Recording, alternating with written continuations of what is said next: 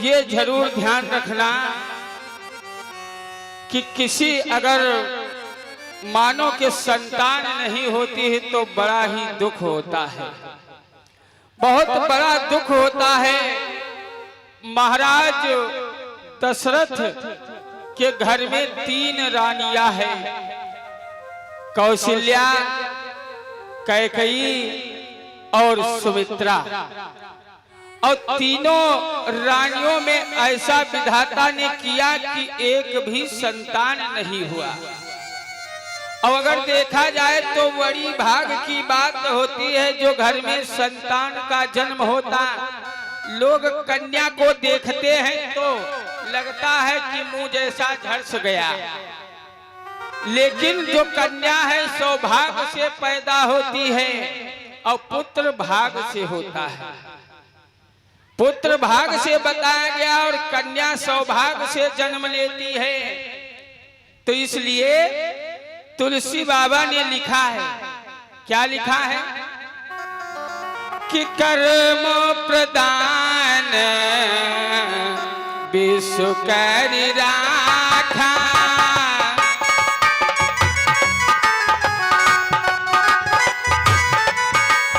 कर्म प्रदान विश्व करि राखा,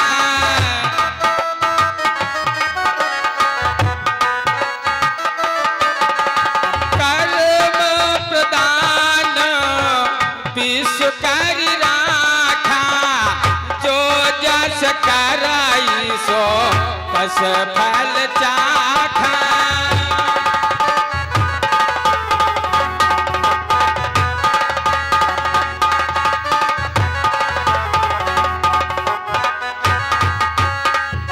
कर्म प्रदान विश्व करि राखा और जो जस करई सो तस फल चाखा। क्योंकि आप लोग ये मत समझना कि प्रधान का मतलब ये होता है कि एक कर्म ही प्रधान होता है और दूसरा प्रधान बनाया जाता है, दूसरा प्रधान बनाया जाता है और एक कर्म ही प्रधान होता है। कर्म न जाने कहां को ले जाए और जो कुछ होता है कर्म के ही अनुसार होता है। आज महाराज दशरथ बहुत ही चिंतित हैं, उदास पड़े हुए हैं, चेहरे पर उदासी है। और चेहरे की उदासी आज रानियों ने देखा, राजा के पास में गई और हाथ जोड़ के निवेदन करने लगी, महाराज आज चेहरे पर उदासी क्यों छाई है, आज क्या किया? रानी पूछ रही है कि देख उदासी चेहरे की, रानी मन में घबराई रे, और हाय विधाता ये क्या की ना गौआ सदकराई रे।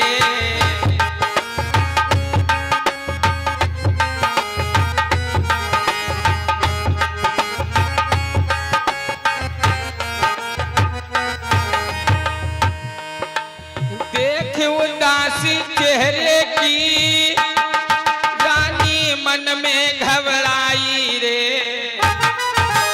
हाथ जोड़ी कर बोझ रही स्वामी कुछ हमें बताओ रे।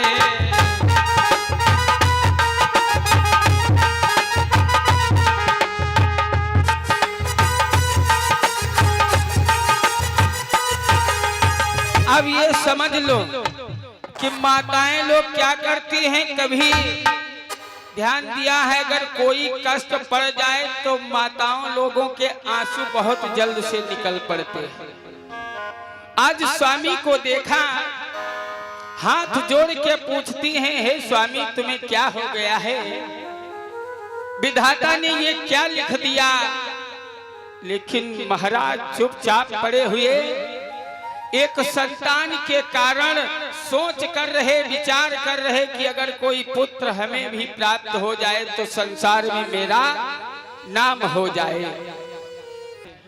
तो आज क्या किया, जब ज्यादा उदासी चेहरे की देखा तो रानियां कहती हैं, सुनो महाराज, तुम्हारे पास में इतना बड़ा गुरु है और गुरु के पास में जाओ, वो जरूर ही शिक्षा बताएगा।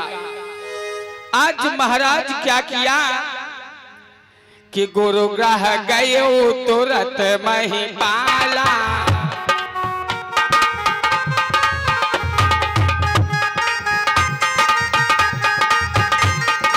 गुरु ग्रह गए तुरंत महिपाला, और चरण लागी कर विनय विशाला।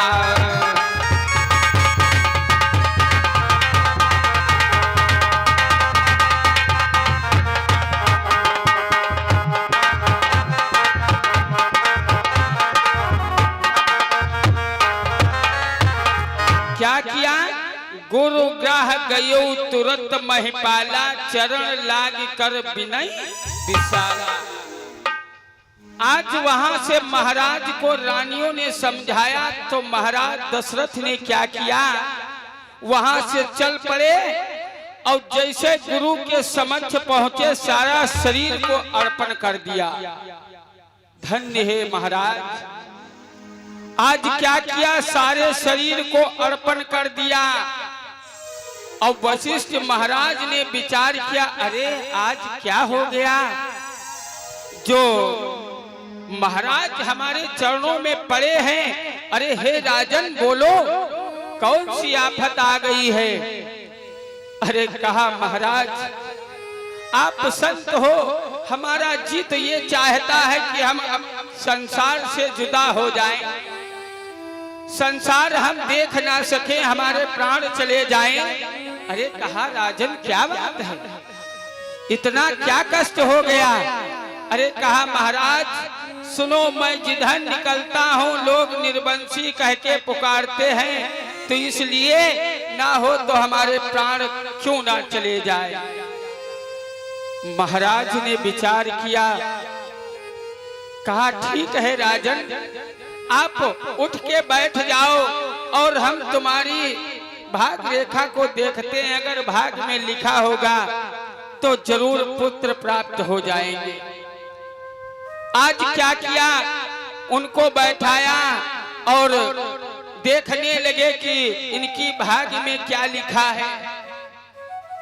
आज जैसे गुरुदेव भाग को देखा तो बड़े खुश हो करके कहा, हे राजन आप मरने की ठान रहे हो और हमारी लेख ये कह रही है कि तुम्हारे 4 पुत्रों का जन्म होगा।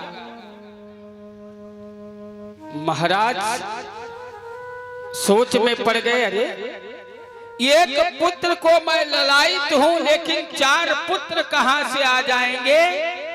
अरे कहा, नहीं राजन ये सत्य है, 4 पुत्र मैं बता दिया तो 4 पुत्र होंगे।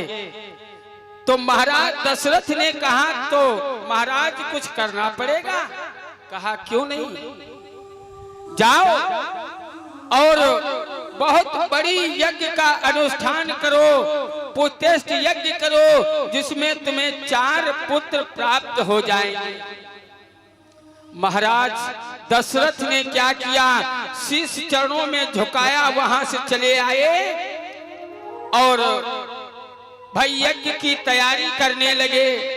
और जब यज्ञ की तैयारी करने लगे तो ब्राह्मण संतों को बहुत बुलाया, वशिष्ठ जी को बुलाया और सबको बुला करके एकत्र जब किया तो भैया यज्ञ का अनुष्ठान किया गया। और जब यज्ञ का अनुष्ठान किया गया तो धीरे धीरे भाई यज्ञ चलता रहा, 1 वर्ष तक चला लेकिन कोई फल प्राप्त नहीं हुआ। और जब कोई फल प्राप्त नहीं हुआ तो फिर हाथ जोड़ के वशिष्ठ महाराज के चरणों में झुकाया शीश, कहा महाराज अभी तक कोई फल नहीं प्राप्त हुआ है। तो कहा सुनो, यज्ञ आप करा रहे हैं लेकिन यज्ञ करने वाला नहीं आया है। और ये समझ लेना भक्तगणों, यज्ञ चाहे छोटा हो या बड़ा हो, जिसका बहन बहनोई बिटिया दमाद यज्ञ में नहीं आता है तो यज्ञ पूर्ण नहीं होता है। चाहे आप जितना दान करें, चाहे जितना पूर्ण कर डाले, लेकिन अतिथि जो है वो नहीं आएगा तो यज्ञ पूर्ण नहीं होता है। तो कहा क्या करूं महाराज? कहा सुनो, संघीर शिव शिष्ट बुलावा,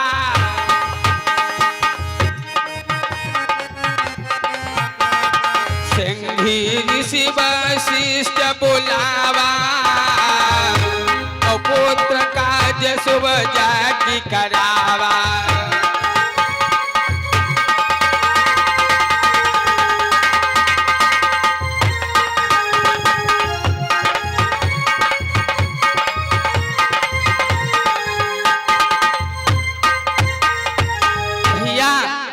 तब वशिष्ठ जी ने क्या किया? संघी ऋषि को बुलाया, और जब संघी ऋषि उस सभा में आए और उनके द्वारा जब यज्ञ कराई गई भैया, तो जब आहुति को डालते हैं तो धीरे धीरे देवता लोग प्रसन्न होने लगे। आहुति इसीलिए डाली जाती है कि जब उसकी घमंड और खुशबू जब जाएगी तो देवता लोग प्रसन्न हो जाते हैं।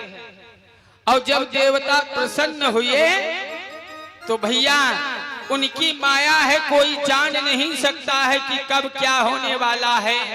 क्या कि तेरी लीला न्यारी है, तेरी महिमा न्यारी है, ओ बंसी के बजैया श्याम कन्हैया लीला न्यारी है।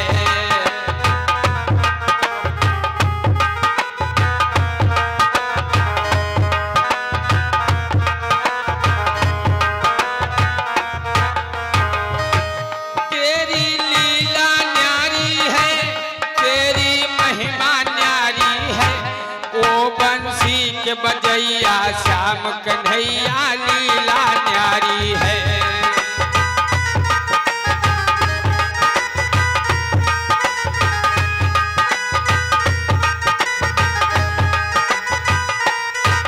भैया भगवान की माया, भगवान की लीला कोई जान नहीं सकता है, केवल ही भगवान समझता है। कब क्या होने वाला है ये परमात्मा ही जाने। और जब यज्ञ होती है तो आज भगवान की महिमा से उसमें से अग्नि देवता प्रकट हो गए। और जब अग्नि देवता प्रकट हो जाते हैं तो भैया हव्य प्रसाद यानी खीर का प्रसाद कटोरा में लिए ऊपर को चले आ रहे हैं, ऊपर को चले आ रहे हैं। और जब आए ऊपर तो वही कटोरा महाराज दशरथ को सौंपाया गया। तो आज क्या किया? इधर उस प्रसाद को ले गए और ले करके तीनों रानियों को बांट दिया, क्योंकि हम संक्षेप में बताते हुए चल रहे हैं। तीनों रानियों को बांट दिया, और जब तीनों रानियां प्रसाद को पाया तो बड़ी प्रसन्न हुई।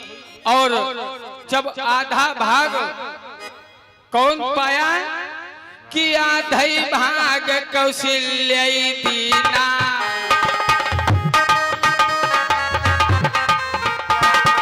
आधई भाग कौशल्या दीना,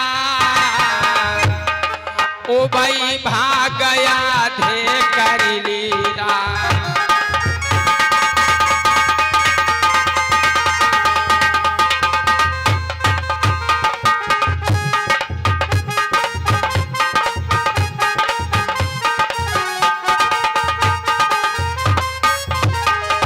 भैया आधा प्रसाद जा करके कौशल्या माता को दे दिया, और जो आधा बचा उसमें का आधा भाग कर लिया, और आधा आधा सुमित्रा और कैकेयी को दे दिया। कौशल्या मैया ने विचार किए आधा भाग हमें दे दिया है, और इसलिए रानी नाराज हो जाएंगी तो अपने से आधा भाग निकाल करके और कैकेयी को दिया। और जब कैकेयी ने विचार किया कि मैं 2 हिस्सा क्यों खा जाऊं, तो उसने सुमित्रा को दे दिया। आज जो माता लोग प्रसाद को ग्रहण कर लिया और ग्रहण करके आज उन तीनों रानियों के गर्भ रह गया। और जब गर्भ रह गया तो भैया धीरे धीरे समय व्यतीत होने लगा। और जब व्यतीत होने लगा तो बताया गया है, तुलसी बाबा ने लिखा है कि जातिन से हरि कर भैया आए, जातिन से हरि कर भैया आए, और सकल लोक सुख संपत्ति खाए।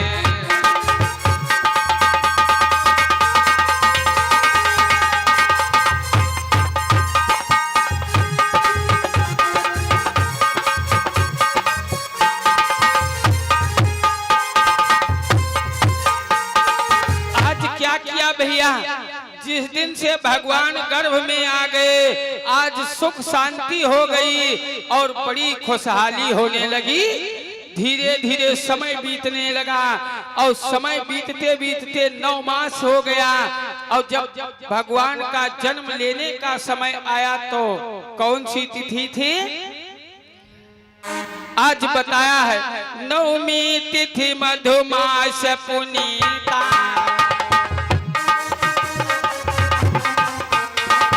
9वीं तिथि मधुमास पुनीता, सकल संप आदित्य हरि प्रीता।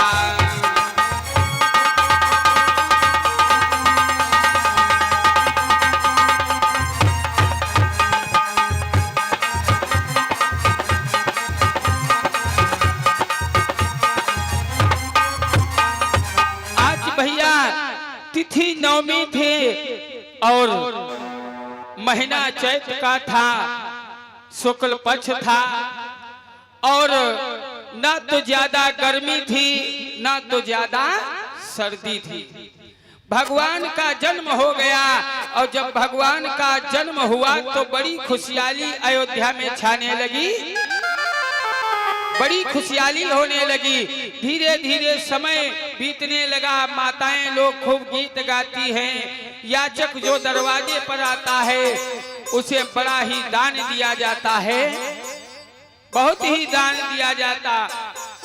धीरे धीरे आज 6 महीने और 1 वर्ष 2 वर्ष ऐसे भगवान जब होने लगे तो माता ही बड़ी बलिहारी मनाती, खुशहाली मनाती है।